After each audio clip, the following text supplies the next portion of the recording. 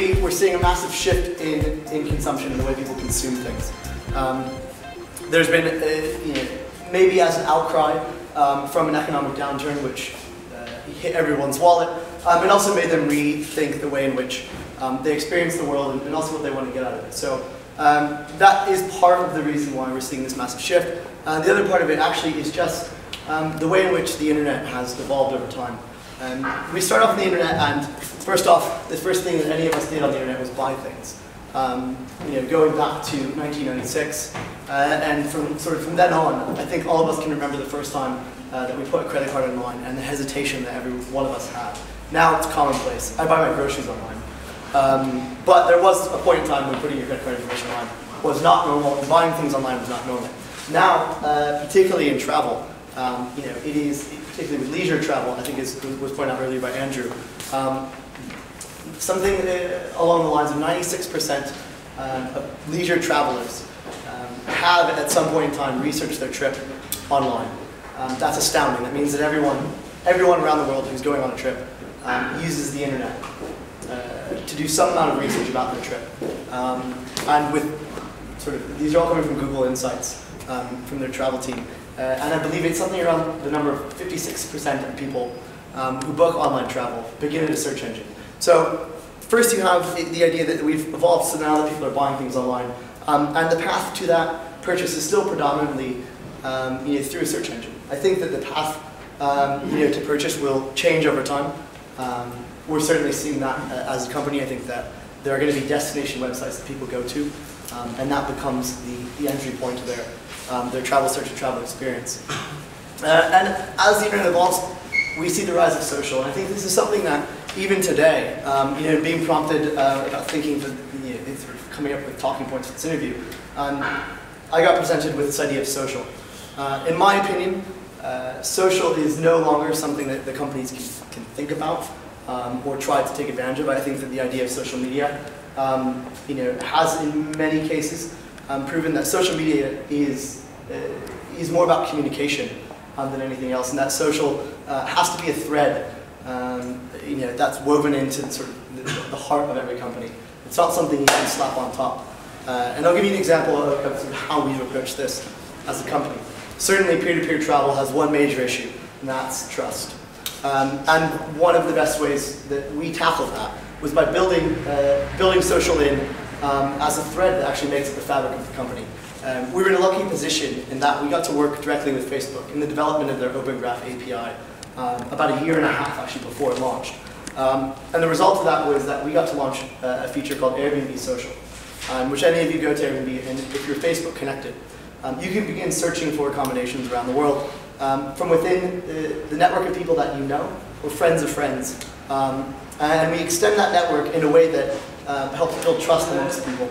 And what we saw when we initially launched that was, a few months after we launched it, we had 2 million connections on Airbnb, which was pretty astounding. I think at the time we only had maybe around 600,000 users, and very few of them at the time actually Facebook connected.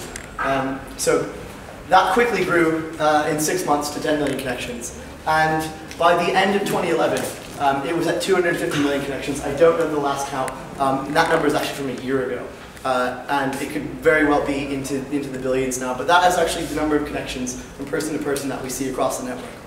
Meaning that we've tried to approach social from the angle of building it in from the ground up. And so if you're thinking about using social or social media, how that is going to affect travel companies, or you're thinking about investing in a company that's going that route, if they're talking about social media and they're not building a social product, you probably shouldn't invest in them. More importantly, I think, is that the social internet gives way to collaboration on the internet. So after we learn to pay for things online, the next thing we start to do is interact with each other. It started off first with avatars and screen names. Anyone who used AOL or MSN Messenger 10 years ago didn't use their real name. Nowadays, everyone uses their real name. And that's done a number of things. One is that it means that our identities online and the internet as an extension of us has allowed us to collaborate. And that collaboration has led to people in a way seeking authentic travel experiences, but more importantly, finding a whole host of uses to harness the power of that collaboration. It goes beyond travel. If you think about something like Wikipedia, it's probably the best example I've yet to come up with about the power of collaboration, about the power of the collaborative internet for the benefit of people. So it extends from media into travel, and I think travel is where it gets most interesting. With Airbnb, it's essentially a peer-to-peer network for people to rent in accommodations and stay with other people who have those accommodations. But we're seeing this now emerge in other avenues. So you have companies like NetJets, which are trying to basically look at fractional ownership, right? Because one of the ideas around the collaborative internet is that you don't need to own things, right? The powerful extension of this is that it's proving the idea that access is actually more powerful than ownership. You don't need a power drill. What you need is the hole in the wall. And many people own power drills, but most of those power drills get used very little throughout the course of their life. And imagine if you lived in an apartment building and the apartment building had a power drill that you could rent. Chances are you would have access to a power drill whenever you need it without ever having to own a power drill. The idea that access is more powerful than ownership goes into many things. And if you do own something, people are now finding uses for these assets. So you have something like NetJets, which was fractional ownership, or something like BlackJets, which is actually around sort of flight sharing, or filling seats in private airplanes, basically to augment and offset the cost of travel. You have companies like Flightcar or Whipcar here in the UK that allow you to rent out your car when you're not using it. The average car gets used, I think, less than an hour a day. And if you think about it, most of the time it's sitting in a parking lot. When you're not using it, chances are someone else could.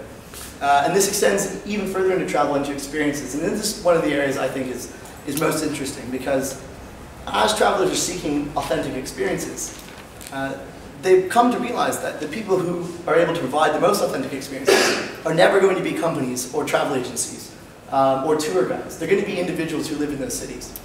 So you have companies like Gidzy or Viable in the States and a number of others that are popping up and actually becoming quite successful, because they're connecting travelers with people who live in a city who have a unique insight or have a unique vantage point onto a specific topic or skill or something that they want to do in that city. If you think about taking a trip to the Gold Coast in Australia, if you're a surfer and you've never been before, certainly you could buy a book and you could read all about it and you could drive up and down the coast finding all the great surf spots. But to save a lot of time and hassle, you could also go onto Viable or onto Gidzy and find someone who was a surfer who, for $15 a day, would drive you around and go surfing with you and actually take you to all the best surf spots.